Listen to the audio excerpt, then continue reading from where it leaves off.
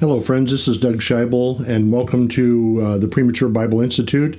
I'm your free-range podcaster with Ethnos 360, and I just want to welcome you to this set of lessons that we've been working on now for almost a year.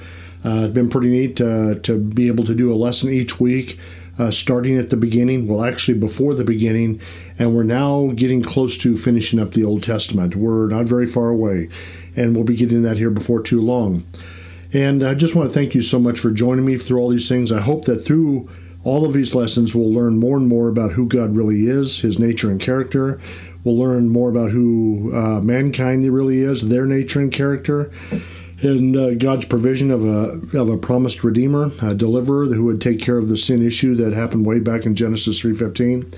So in order to do that, I just want you to know that you're going to be identifying with people in so many different ways, not only with people, but with God, with all kinds of things in different ways and different ways of looking at it. So that being said, let's just continue on with this lesson.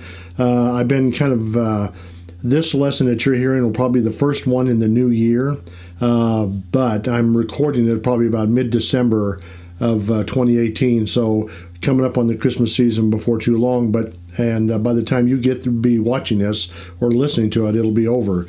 So just want to say Merry Christmas, and I hope you had a good time and have a good New Year. In this lesson, we're going to be going through several hundred years of history, about 400 years worth of history. We have dealt with a lot of different issues along the way, and in certain places we stopped and we wanted to dwell on a few things because they're important to understand. But now as time goes on, there are some things we can talk about, but we just need to move on through, because for the purposes of what we're trying to do in this particular type of teaching, we can come over a lot of years of history at this point. But let's review a little bit of what happened in the last lesson. We see that Israel continues to reject God. They continue to disbelieve him. They don't take him at his word, and they complained and so on. So in the last lesson, we talked about how they complained about some things, and then God sent fiery serpents, and those serpents started biting people, and they started dying. And so the people came to Moses and he says, listen, implore the Lord for us, plead with him to take these serpents away. And so God told Moses to do something very kind of unique and seems kind of strange, but a lot of things in the Old Testament may seem strange to the people at the time. But God, as we look back on it, we can see the point of it.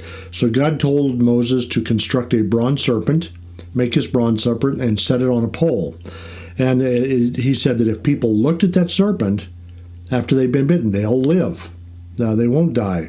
But if people did not look at it, then they would die. And so the bronze serpent, you need to remember, had never had any power to save anybody. It was God who would save them. But God asked the people to do something, just a simple thing. All he said was, look at the serpent and you'll live. If you don't, you'll die. Some people died because they may have thought it was stupid. They would have thought, why do that? But the people who looked at the serpent, they survived. And see, this is the thing with God. God sometimes asks us to do things that we may think are silly, and they really aren't even silly. And if you really look at them, they're normal things like leaving family and friends to go tell people who've never ever heard before of who this God is. But he wants us to understand that he wants us to do what he wants us to do. And if we follow what he tells us, things will be fine. They'll be all right. And so we need to understand that.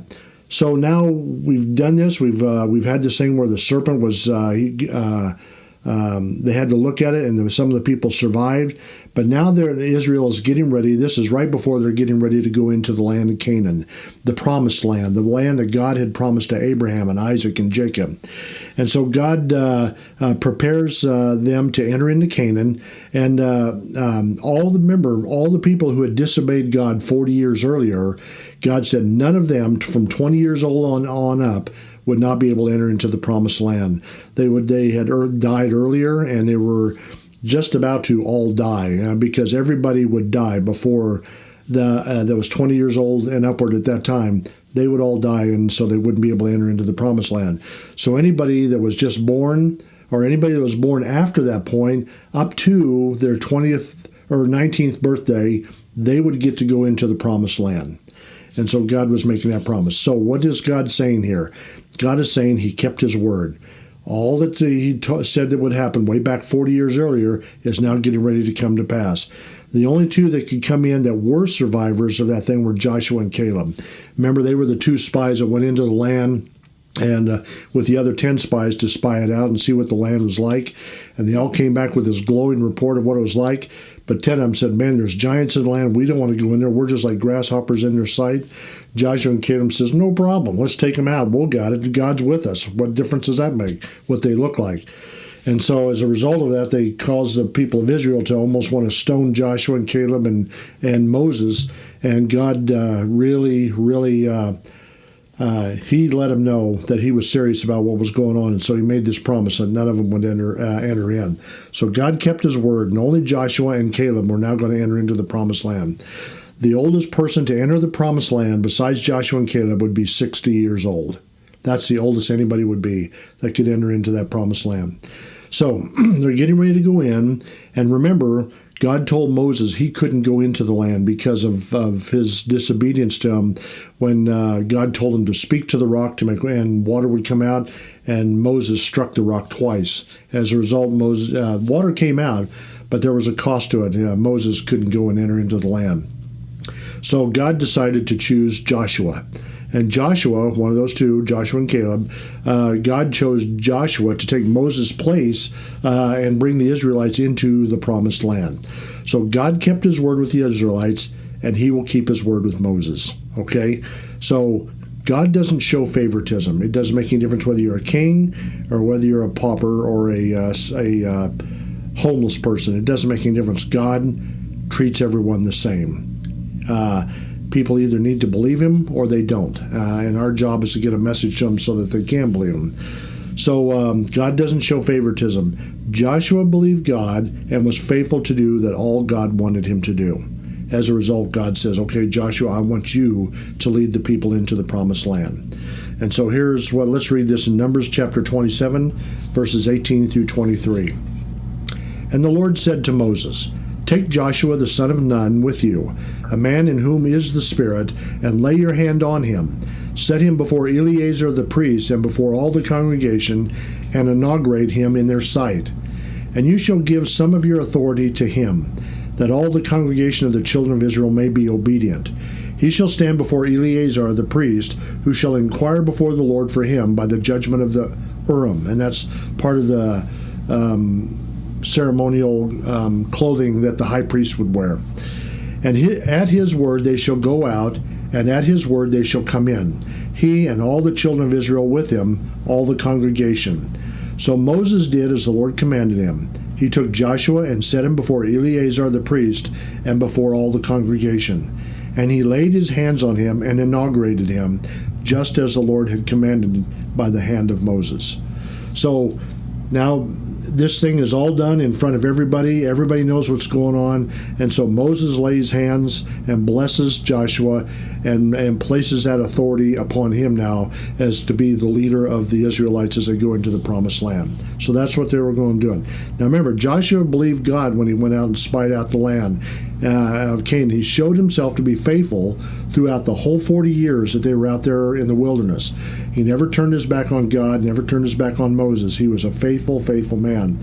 And so God chose faithful men to lead the Israelites into the promised land. All right? So what happens next? Then a big event happens. And this is just to show that God meant what he said. God sends Moses to Mount Nebo. Now it's in the land, there's a mountain there, and it was a specific mountain, and he wanted Moses to go there for a reason. And God showed him the land that was promised to Abraham, Isaac, Jacob, and all of their descendants. So God tells Moses, go up to this place called Mount Nebo, and I want you to look at all the land that I have promised to the Israelites, all right?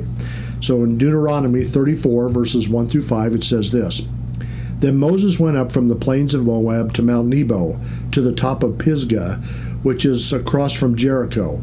And the Lord showed him all the land of Gilead as far as Dan, all Naphtali and all the land of Ephraim and Manasseh, all the land of Judah as far as the western sea, the south, and the plain of the valley of Jericho, the city of palm trees as far as Zoar. I know it kind of sounds kind of funny the way I'm saying that, but that's just the way the punctuation is. So he's showing him all this land. He can see all this. Then the Lord said to him, "This is the land of which I swore to give Abraham, Isaac, and Jacob, saying, I will give it to your descendants. I have caused you to see with your eyes, but you shall not cross over there." All right? So Moses, the servant of the Lord, died there in the land of Moab, according to the word of the Lord. And so, just as God said, Moses would not enter the land, Moses died there. And in another passage of Scripture, I won't read it right now, but it says nobody knows where the Lord buried Moses. But that's what the Lord did. The Lord buried Moses. And I think they didn't want to make Moses into an idol, a place of worship where people could go. So God buried him where he thought best to bury him. So Moses saw the land. Moses, I'm sure, regretted all that he had done. Oh man, I could have gone into the land with them. But the Lord knows best, and he knows what he did was wrong. So God means what he says. When he says he's going to do something, he's going to do it. You can count on it. Our actions, just as Moses did, have consequences, both good and bad. Sometimes what we do brings about blessing. Sometimes what we do doesn't. It brings about the opposite. And we just have to leave that in the Lord's hand. Moses dies seeing the land, but not able to enter into it. So that was, you just hate to see that, but that's what it is. Sometimes I hear people on radio talking about the land where Moses walked in, and I know that we know he didn't walk in there. He never got the chance to go in there. But that's all right. I mean, the Lord knows what's best, and the Lord didn't reject Moses because of the mistake he made. There was just a consequence to his action because he did it in front of everybody, and he showed everybody that he disobeyed the Lord and that he thought there wouldn't be a consequence to it. Or maybe he thought he had the right motive in doing it, but God says, no, do what I tell you, no matter what you think the motive is. So, anyway, so Joshua gets ready to lead the people into Canaan, gets ready to take them in there, and the people listen to Joshua, and they listen to God's wisdom through Joshua, and the Spirit of God anointed, let me say this back. The people listened to Joshua as he had God's wisdom and Spirit, and Moses anointed him to lead Israel. We know that. All right? So Joshua chapter 1, verses 1 and 2 say this. After the death of Moses, the servant of the Lord, it came to pass that the Lord spoke to Joshua, the son of Nun, Moses' assistant, saying, Moses, my servant, is dead. Now, therefore, arise, go over to this Jordan, you and all this people, to the land which I am giving to them, the children of Israel. So now he's telling them, he says, get up, lead the people over into the promised land. I'm giving it to them, just as I promised I would, just as I promised to Abraham and Isaac and Jacob. Now, I want you to understand something. Joshua did not choose to be the leader of the people. God chose him to be the leader of the people. Joshua didn't ask for this. The people didn't even ask for Joshua to be their leader. It was God was the one who chose him to be to do this, to lead them into that land. So Joshua chapter 11, verse 23, kind of skipping over a little bit, says, So Joshua took the whole land according to all that the Lord had said to Moses. And Joshua gave it as an inheritance to Israel according to their divisions by their tribes. Then the land rested from war. So the first 11 chapters of Joshua, we talk about there's a lot of war. Remember when they went into this land, people probably think, well, they took the land from someone else. But see, who does the land really belong to? It belongs to the Lord. And remember what he told Abraham. He says they're going to go over there and they're going to take that land in 450 years. Why? He says because the iniquity of the Amorites is not yet complete. And so what God was saying there through all of that is that he was going to he wanted to displace the people who were there because they were really, really evil people. They do some awful things, and God wanted the Israelites to have that land. That land was God's to begin with. God has the right. He has the deed on that land, and he can put anybody on that land that he sees fit. And he chose to do that with Israel. So Joshua led the Israelites into the land and took possession of the land as God said that he would, just like he said, whatever God says, it comes to pass. From Abraham to the entering of Canaan was 450 years.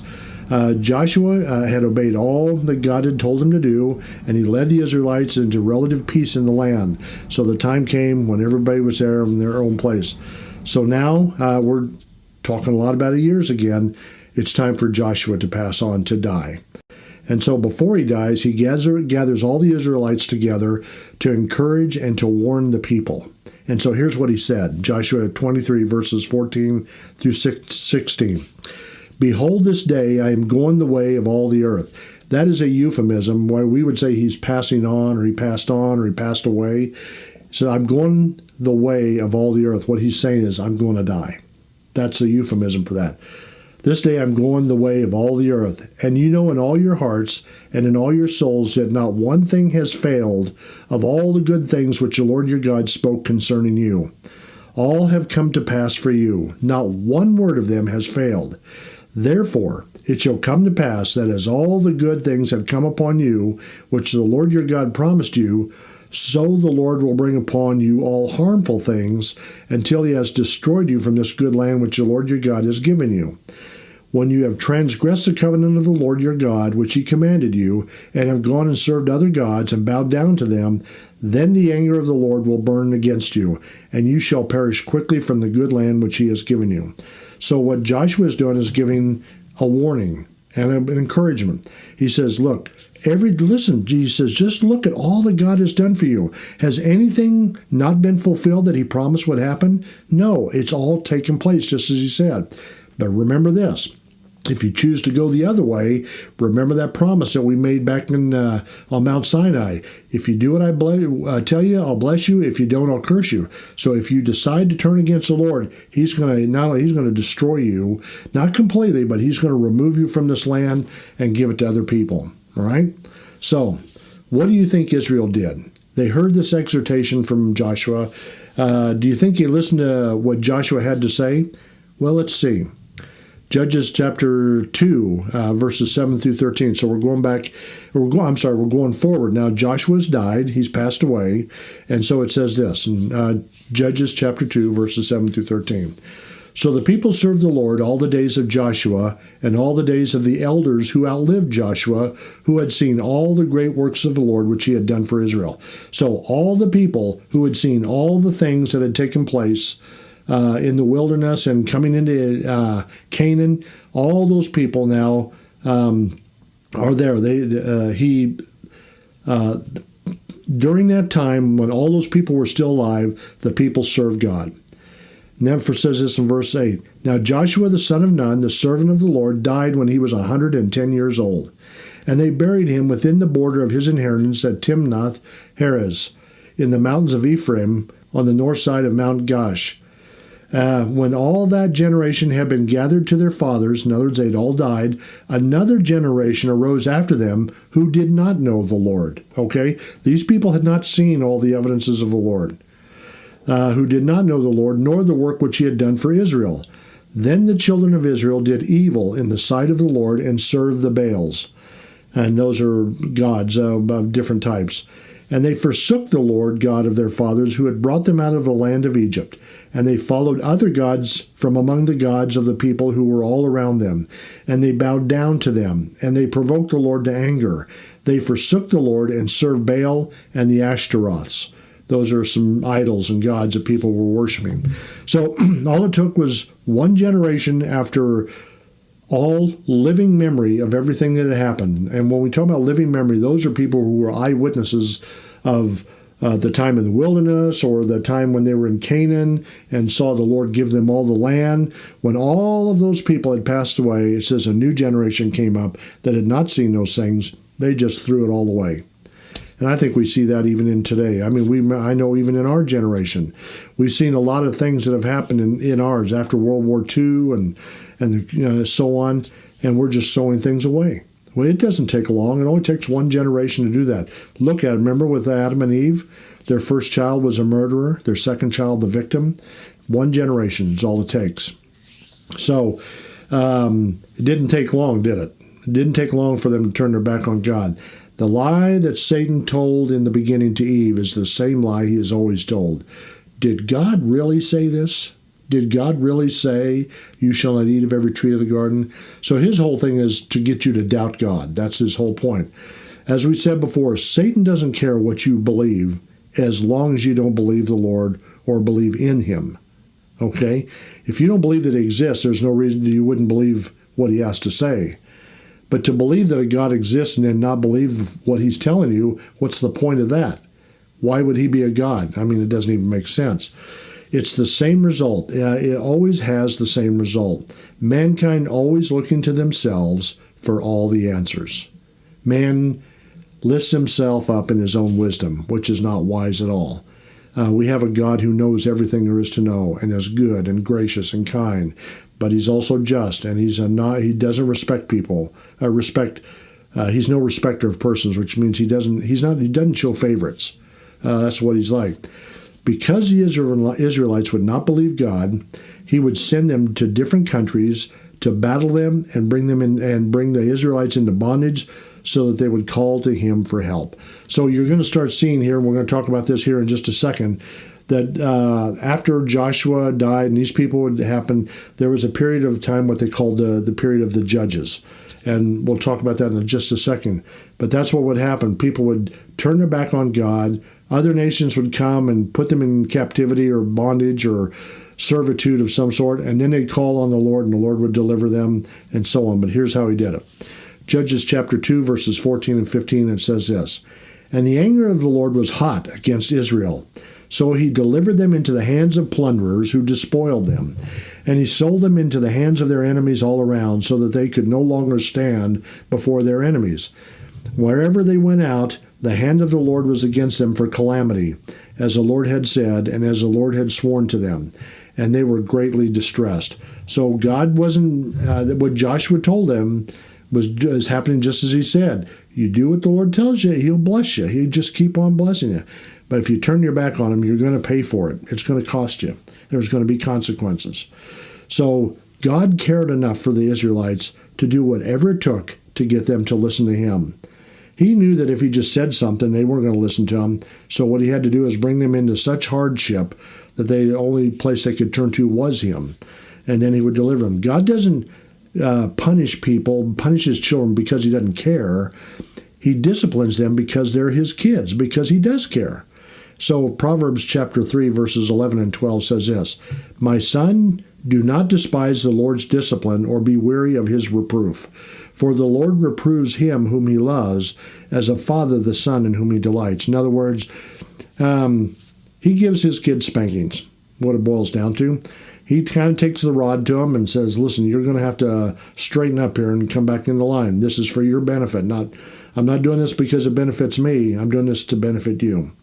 So whatever Israel's choice was, God was obligated to keep his word and his promise. So if they did what he wanted, he would bless them. If they didn't, he would curse them. So because of this, God decided to choose judges to lead Israel, lead the nation of Israel. Now, by judges, these weren't kings or anything like that. They were just people there was a cycle of people. There were 14 of them, if I remember right. And what they were people would turn against the Lord. They'd call out to the Lord. The Lord would send a judge, and he would deliver Israel. And then there would be a time of peace, and then they would turn against the Lord. This went on quite a few times. So after Joshua died, God raised up judges to lead Israel. Now, there were many judges. Some of them were famous, but some were not. One of the judges was Samson. We all know that story of Samson. He was one of Israel's judges. Another one was Gideon. We know about him. And he was also a judge. And there were a lot of different judges in Israel at that time. Even Dinah was a judge. They talk about her. And Barak, I guess I should say, was his name. So the pattern was the people would turn their back on the Lord. They'd rebel. Then they'd be punished. Then they would repent. They would turn to the Lord. Then they would be delivered, and they would obey him and be delivered. And that happened 14 different times. So if you over several hundred years. So it's a pretty amazing thing that happened. Judges 2, verses 16 through 19 says this, "Nevertheless, the Lord raised up judges who delivered them out of the hand of those who plundered them. Yet they would not listen to their judges, but they played the harlot or played the prostitute with other gods and bowed down to them. They turned quickly from the way in which their fathers walked in obeying the commandments of the Lord." They turned quickly from the way in which their fathers walked. In obeying the commandments of the Lord, they did not do so. And when the Lord raised up judges for them, the Lord was with the judge and delivered them out of the hand of their enemies all the days of the judge. For the Lord was moved to pity by their groaning because of those who oppressed them and harassed them. And it came to pass, when the judge was dead, that they reverted and behaved more corruptly than their fathers, by following other gods, to serve them and bow down to them. They did not cease from their own doings, nor from their stubborn way. So you can see the pattern. It's just a cycle over and over and over again. A judge comes, delivers Israel, time of peace, the people rebel, they go into bondage, they cry out to the Lord raises up another judge, time of peace, and so on. It just does that 14 different times. So why didn't the Lord destroy Israel and their continued disobedience? Why didn't he just wipe them off the face of the earth? Why? Because God made a promise to Abraham, Isaac, and Jacob. Remember that there would be a perpetual covenant. It would not be one that would go by the wayside. So God told Abraham, Isaac, and Jacob that he would bring his people into the land, and there's more to it than just that. But it was going to be a perpetual inheritance. That means it would never be given or transferred to anybody else. And God cannot go back on his promises. Why? Because he cannot lie. So if God says something, it's going to happen. That's just all there is to it. And he has the power to make it happen. So God eventually would provide a way in which they could all be delivered. We know that. That was way back in Genesis 3:15. His promise of a deliverer or a redeemer would one day come and take care of the issue once and for all. But for now, they're under a contract with God to do what he tells them. And if they didn't, then God, other part of that contract is they would have problems as a result of that. So God's purpose in all these trials and blessings for Israel was repentance and restoration. All the time he's trying to get Israel to come back to him, to come back to him, to come back to him. And they keep turning away and turning away. It's just a hard, hard thing. So he keeps on going. And finally there came along the last judge. And the last judge's name was Samuel. And he was the last judge in Israel. And there were, like I said, 13 of them had come and gone and done what they had done. And Samuel was going to be the last judge. Now, he didn't know he was going to be the last judge. Nobody did, but God did. And when Samuel was old, he appointed his sons as judges over Israel, but God was not going to have any part in that, all right? So God didn't appoint. See, all the judges had been appointed by God to were raised up by God. But see, Samuel appointed his sons because they were rebellious, they were stiff-necked, they were hard-hearted, and Samuel was afraid of them, and you could say he loved them, but he really didn't in the true sense of the word. He just he thought more of his children than he did of Israel. And so they did a lot of things that they shouldn't have. 1 Samuel 8, verses 1 through 3, it says this. Excuse me. Now it came to pass when Samuel was old that he made his sons judges over Israel. The name of his firstborn was Joel, and the name of his second Abijah. And they were judges in Beersheba. But his sons did not walk in his ways. They turned aside after dishonest gain, took bribes, and perverted justice. Now Samuel wasn't like that at all. He was a good man. He really followed the Lord, but he just didn't do that. He didn't raise his sons well. And his sons just did what they wanted, and he should have disciplined them like a father. Like it said before that particular passage, no man enjoys chastening their children, spanking their children, if you want to put it that way.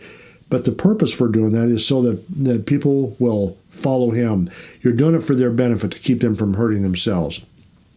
Judges were raised up to deliver Israel, not decide civil matters. That wasn't the point of a judge. The point of the judge was there to deliver Israel. Okay? And so God was to be their king. He was going to be the one that had already made all the rules. And so there wasn't a need to be another judge. Now, Israel was different in that they did not have a king. They didn't have a king like all the other nations did. They had God as their king. And so when I say a king, they didn't have a king. They didn't have a human king. All they had was God, which was plenty, believe me. That was enough. And so that was what set them apart. But was that enough for them? Well, let's just read here in 1 Samuel 8, verses 4 through 7. Then all the elders of Israel gathered together and came to Samuel at Ramah, and said to him, Look, you are old, and your sons do not walk in your ways. Now make us a king to judge us like all the nations. But the thing displeased Samuel when they said, Give us a king to judge us. So Samuel prayed to the Lord. And the Lord said to Samuel, Heed the voice of the people in all that they say to you, for they have not rejected you, but they have rejected me, that I should not reign over them. So you see, the people of Israel at this point finally said, We don't want God to be reigning over us. We don't want him to be the king. We want to have a king just like everybody else. We want to be like everyone else. We want to be respected by other people. We want to be thought well of. Okay? So Israel was going to go in the way of their ancestors, They rejected God and they wanted to be independent of him. They wanted to be independent of him, but they didn't want to be disrespected by other people. They thought more about what other people thought about them than what God thought about them. And that was a bad thing to be a position in. They only wanted to be independent of God. That's the problem that Adam and Eve had. They thought independently of God. They were thinking of doing things differently than what God wanted them to do, and that's independence there. So they only wanted to be independent of God. And does that remind you of anyone? Yes, Adam and Eve and everybody else. All the descendants of Adam, they're all like that. Everybody wanted to be, and only a few people came out and said, No, we want to serve the Lord. Joshua said, Choose you this day whom you will serve, whether the gods in Egypt and so on. He says, But as for me and my house, we will serve the Lord. And that was Joshua's. He trusted the Lord. So, boy, can you imagine how many commandments are being broken by this request to have a king over them? I mean, you'd have to sit down and think about this a little bit, and maybe that'd be fun for you to do, but just think about that. So who does God appoint then? God appoints Saul to be the first king of Israel. A lot of people think David was the first king, but he wasn't. Saul was. And so Saul, God gave Israel the person they thought would be the ideal king for them. So they looked at this guy, and his name was Saul. And I'm telling you what, Saul was, it says here, well, let's read this.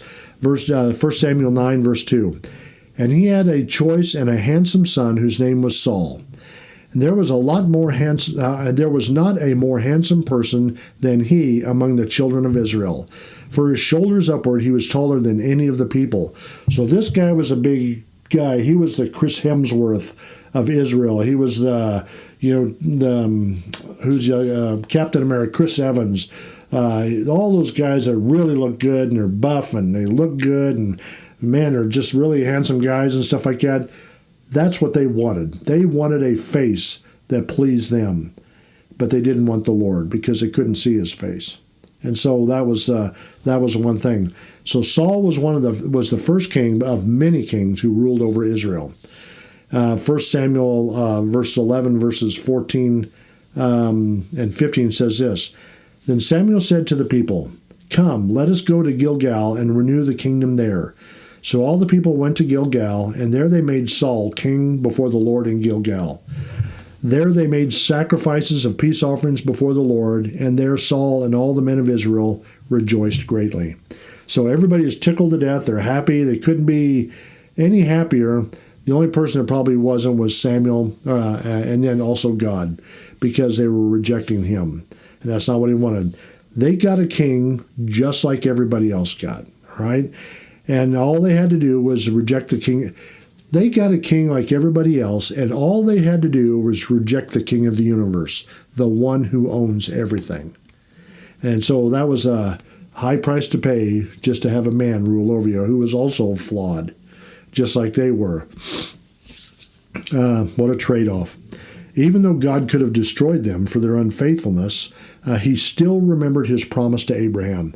No matter what Israel did, God had made a promise to Abraham that he would make a great nation of them and so on. And then one of his descendants would be the deliverer. So God's purposes and plans cannot be hindered, no matter who is doing anything. No matter what choice I make, that cannot stop God from fulfilling his plan. No matter what Israel or Samuel or Saul or Joshua or Moses or whatever, no one can hinder God's plan. It's going to take place whether we like it or not. And so, but why not choose to like what his plan is? It doesn't make any difference what we do. It's going to happen, He allows people to be a part of his eternal plan to bless all people, but he will never violate their choice to be a part of that plan.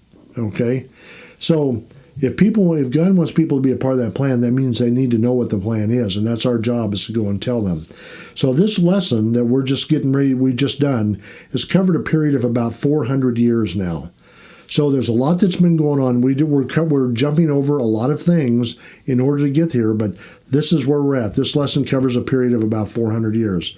So in conclusion, watching people reject the Lord because they're afraid of persecution is a difficult thing to watch. These people were afraid of people not liking them or whatever. They were afraid of being persecuted. And so that's why they rejected the Lord. That's a hard thing to look at. But watching people reject the Lord because they want to pursue the world and what it has to offer is also hard to watch. People who will give their hearts and souls and minds and strength to a basketball team or a football team or to their job or to a person or whatever, and not even consider the Lord, and that's a hard thing to watch too, because we know that our lives are going to end someday, and what's going to happen then, But those are hard things to watch. People who are afraid of persecution and people who want to live according to the world's standards, those are hard to watch. But the hardest thing to watch are people who follow their own ways because they do not know that a Lord exists and wants to bring them into his family, and to bring them from darkness to light to serve the living and true God. See, that's a hard thing to watch. See, it's one thing for you to know this, hear this message, and hear this story, if you want to put it that way, hear of what God's wanting to know and rejecting it.